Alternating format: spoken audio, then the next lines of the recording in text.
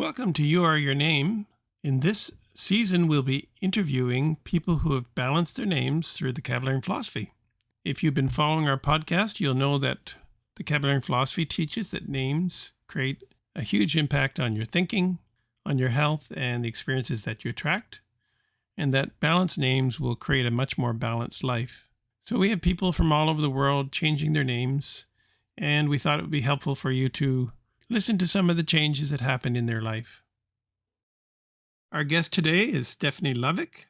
She's a long-term Kabbalion student. In the past, she's been a course instructor and a course assistant for people who are taking the online study courses. She's been a volunteer at the office and is involved in musical expression. She's a writer and speaker on Kabbalion philosophy. So welcome, Steffany. Thank you for joining us on the podcast. Thank you for having me. So the first question is, how long have you had your balanced name? I have had my balanced name for over 50 years. Okay. And how did you find out about it?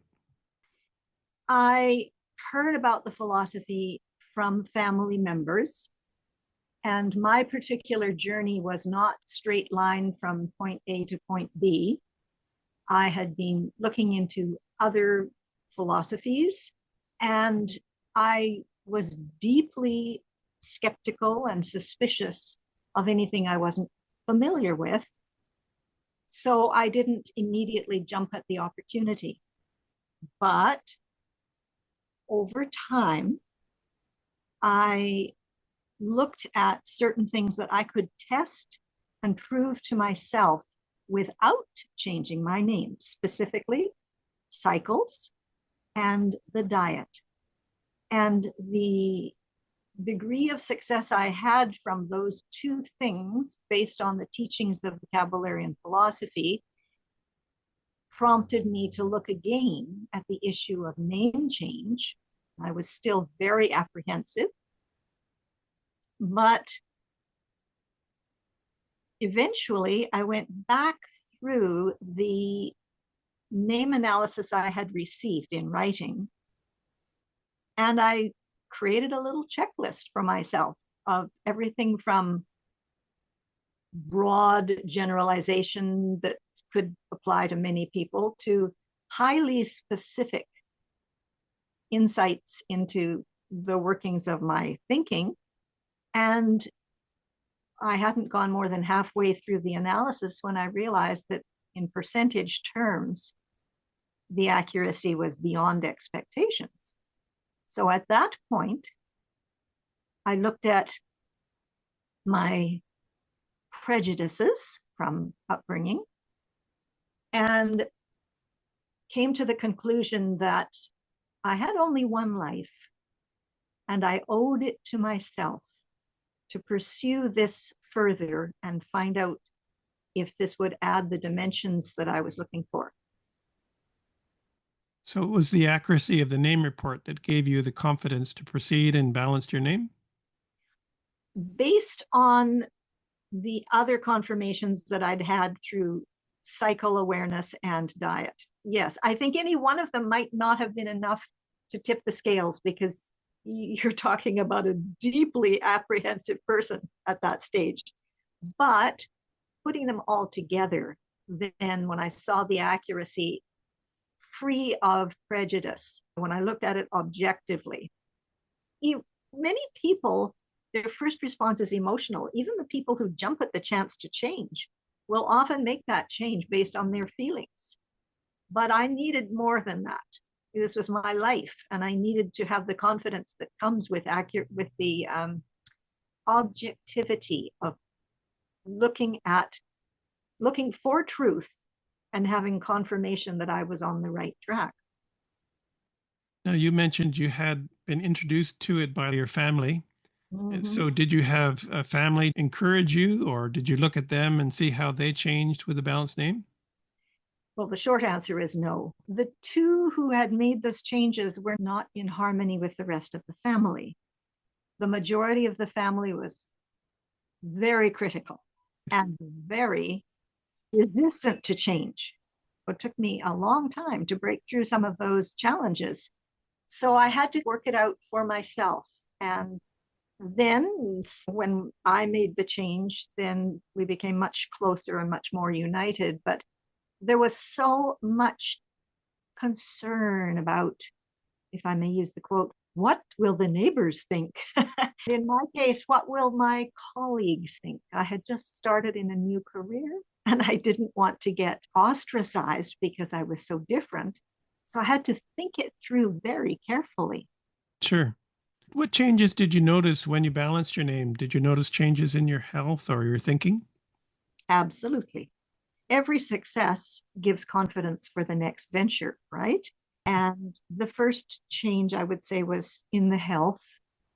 Complexion cleared and general energy and zest increased. Relationships with others, once I got past the issues with the family, those relationships became smoother. The thinking became broader, much less inward looking and self oriented. And over the many years, that process has continued. Prior to a change of name, you're in self a lot and you're concerned about what people might think. During the process of the change, you tend to get quite focused on the bureaucracy, the paperwork. And I must say that at my time of change, the provincial government in BC was very easy to work with. They had very specific guidelines and very good paperwork to support the process. I don't know if that's still true. And then after the change, you begin the lifelong journey of broadening the perspective and trying to think beyond the little pinpoint of self that we all begin from. And when the thinking becomes more objective, the health continues to improve because your health is a direct result of the degree of harmony in your thinking. Stands to reason. We have many people who will change their name, but they don't study the philosophy. They will get the benefits of a balanced name, but they won't get the broadness and objectivity that can develop through understanding the principles of life. Absolutely, absolutely right. You don't get anything for nothing, as they say, and you have to reach out with your mind and try to understand things from a different perspective if you want to change the results that you're getting in your life. So you may find that the health is somewhat better or the relationships are somewhat less abrasive. But if you truly want to go right to your core and figure out, is it really that I want to accomplish in my life? What am I here for? Why am I going through this process? What's the point of it all? You have to reach out with your mind and you have to strive to understand. And that means immersing yourself in the teachings, whether it's audio tapes or whether it's video classes or whether it's reading the books. I still find to this day, with all the benefits of technology, that there's no one thing, no single thing more powerful for me than picking up one of the lesson books by Mr. Parker and reading a paragraph and thinking about it. It's like you take, what do you call those zip lines? A direct link to something so profound that it lifts the thinking way up above all the concerns of the day-to-day finite anxieties and challenges. It lifts you just so far above them. And you can get those same results, I'm quite sure, from listening to a wonderful class. But for me, there's a power in those books, in those lesson books, that and they're portable, and you can tuck them into a laptop case or anything and have them with you. And if you're having a difficult time during a day, just whip it out, read even a sentence and think about it, not just read it, not just let the eyeballs run past the page, but think about it. And you're making a connection that is going to give you great boost of energy, and of mental clarity. Mr. Parker drew his thoughts from a universal plane. And so by reading those thoughts, it is a lifting energy. That's right. So what advice would you give to someone considering a balanced name today? Number one, do it. But number two, do it mindfully and not just emotionally. I don't mean to put obstacles in anyone's way, but you have to do it in a way that you can manage successfully, confidently. Some people are in a situation where they can make a very rapid change. They're ready for it. They've maybe got a support group around them that is going to assist with those changes. Some, my experience, have more challenges either through their own thinking and the family prejudices or the society. Some countries put up laws to make it difficult to make changes, but find a way that you can manage successfully. In my case, one of the things that made a difference was I went at it very formally. I waited until the process was official, and then I had announcement cards printed up, and I introduced myself one by one with those cards. So and so and so has legally adopted the name of, and that gave me confidence. And it was official. It was a fait accompli. It wasn't, I think I'm going to try this. It was something I had decided on, and it was not going to change. And that confidence assisted me greatly in dealing with the occasional verbal challenge. But interestingly enough, once I was really clear and firm in my decision, the challenges were minute in comparison to what I'd been prepared for. That is a big issue for people, particularly if they're established in a career, is how will my clients or my customers handle this change? That's right. Well, in my case, there must have been about 500 people I had to be introduced to with the new name. And I thought that was pretty daunting at the time. But truly, within weeks, I was completely pleased that I'd had the courage to go ahead. And within months, you couldn't have paid me any amount of money to try and go back.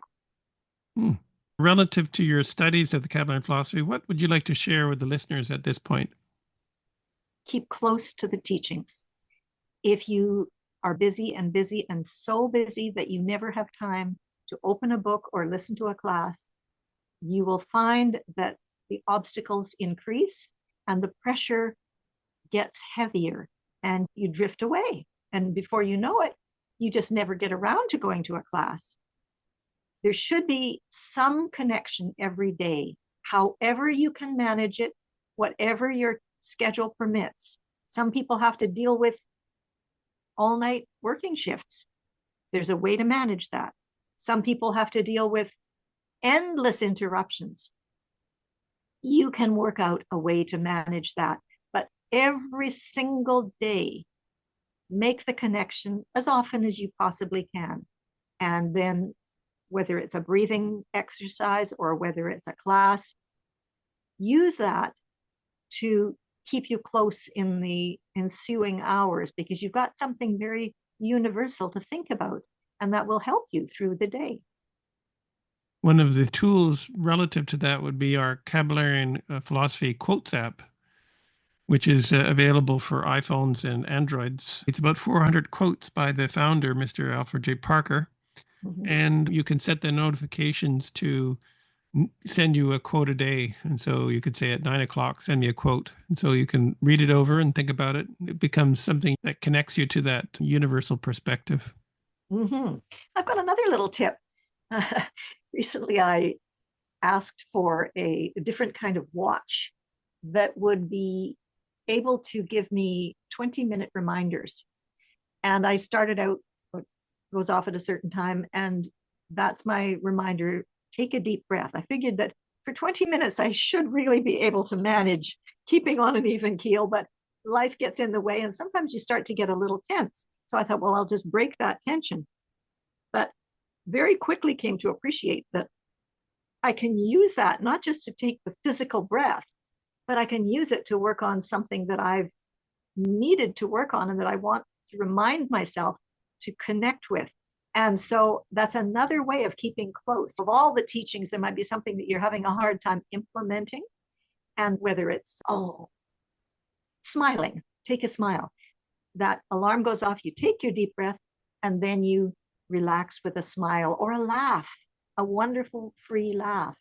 And so that's just another little tip that might be useful to some people. Any final comments you'd like to make? Thank you for the opportunity. I hope that even one little thing that was said can offer some form of strength or inspiration to someone out there listening. If you'd like to test this principle on yourself, just get a free name report at our website, kabalarians.com. That's KABALARIANS.com. It's a 20 to 25 page report based on your first names, your surname, and any nicknames that you had, plus the combination of the names together. And it's readily available, it's free, and it's there for you to test. So until the next episode, happy thoughts. Whenever you're ready, here are 3 ways we can help you. Number 1, the Balanced Name Recommendation Service. Join the thousands of others who have harmonized their names with their inner potential to improve their health, happiness, and success. Number 2, learn the principles of mental freedom. Participate in our online training program to gain the essential tools to create all the progressive changes you seek in your life. These proven truths will open up new perspectives and accelerate your attainment of health, happiness, and success. Number 3, let Kalex Solutions help you choose a balanced name for your business, because many business names are an impediment to one's overall business success.